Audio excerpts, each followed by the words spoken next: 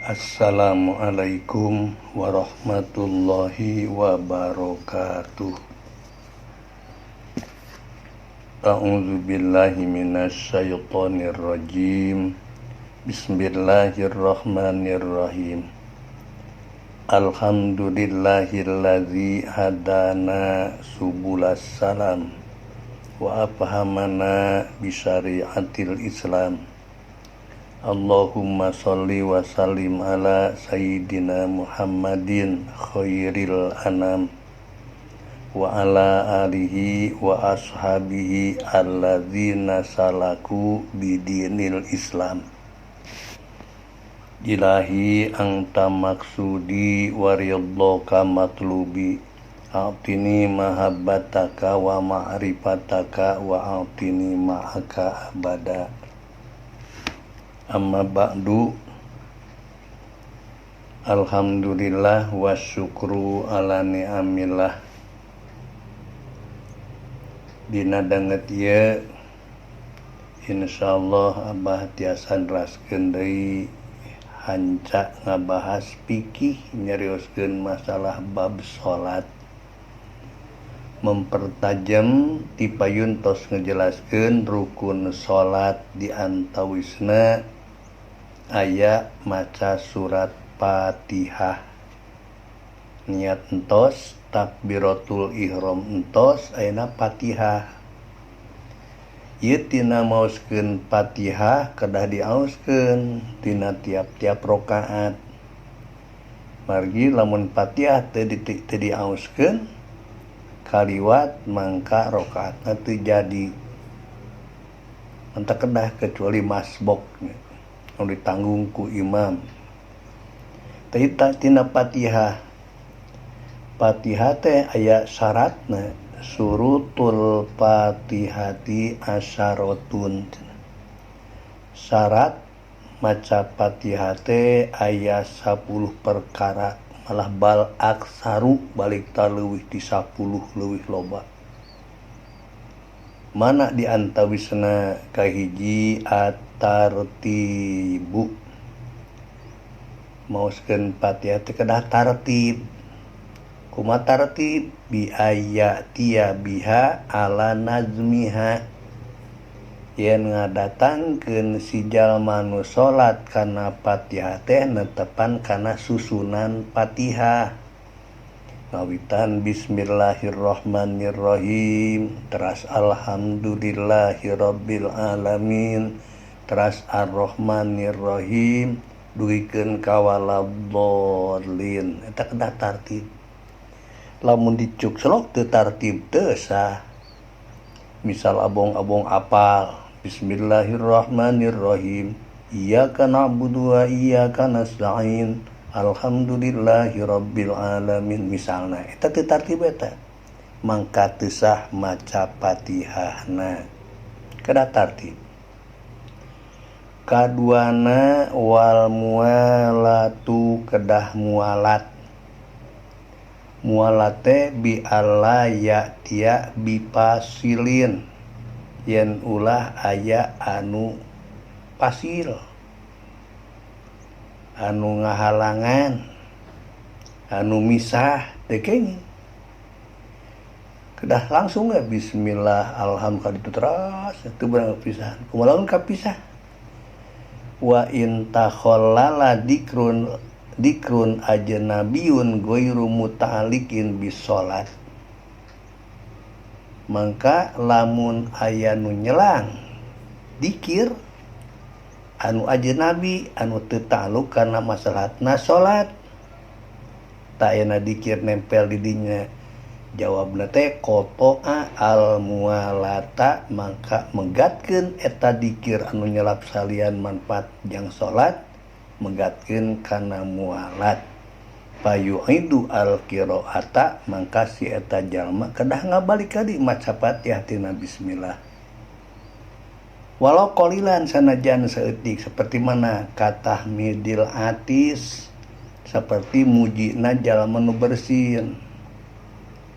Jalma bersin haces ngucapkeun alhamdulillahirabbil alamin.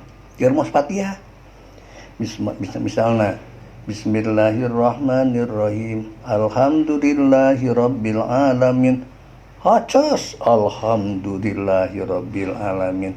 Tah kumaca alhamdulillah eta dikir teu taluk jeung masalah salat, mangka eta teh menggatkeun kana mualatna Fatihah.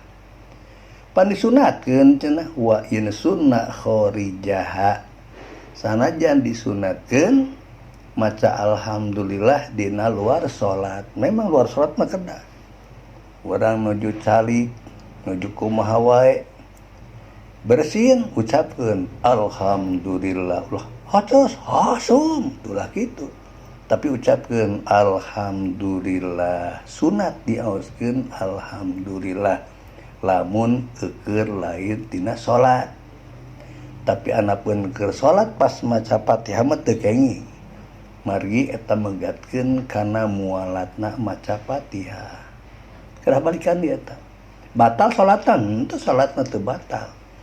Wala tabtul salatu, teu batal salatna mah, cuma nu batal mah Fatihahna.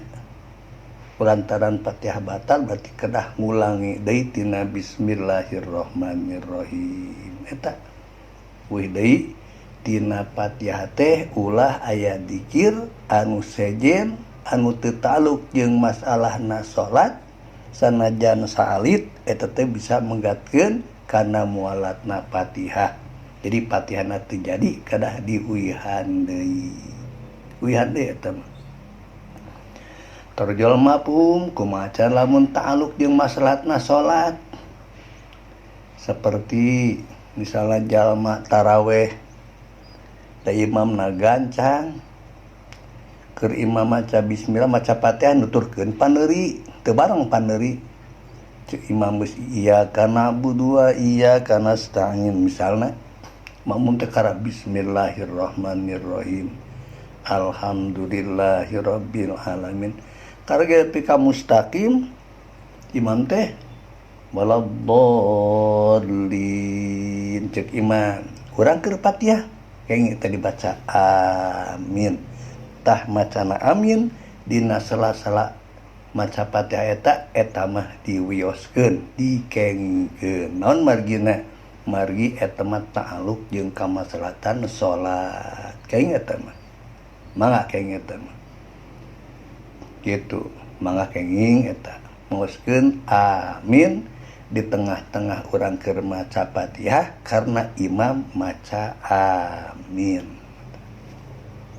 Diantawisna deui keur salat keur maca Fatihah ari imam teh kapohoan sesuatu di bejaan ku urang teh subhanallah misalna gitu. Naon we eta mah? Eta lamun aya dikir anu nyelat tina tengah-tengah Fatihah, maka dikir nyelat teh bisa menggatkeun kana mualatna Fatihah. Kumari kitu Fatihahna teu janten, mangka kedah diuihan tina bismillah. Tapi salatna mah teu batal, teraskeun we. Tah sakitu. Teras katiluna muraatu hurufiha, kedah ngarasa hurufna Fatihah. Sawa huruf Fatihah teh aya 138 dimulai tina alif hamzah wasol. Jadinya jumlahna teh aya 138. Eta kabeh hurufna kedah diraksa, kedah dijaga. Diaoskeun samistina kade. Ulah kakantun, walaupun kakantun sahuruf mangka teu sah eta maca Fatihahna. Lamun Fatihahna teu sah berarti salat teh teu jadi, sukumna salatna teh batal. Jamaah rahimakumullah, da waktosna nya rupina sakitu heula dibahas cuman 3. Tah insyaallah anu sakieu mah engkin sabada ieu urang teraskeun deui kana neraskeun taun syarat sahna Fatihah anu kaopat sareng saterasna. Cekap sakieu, billahi taufiq wal hidayah. Wassalamualaikum warahmatullahi wabarakatuh.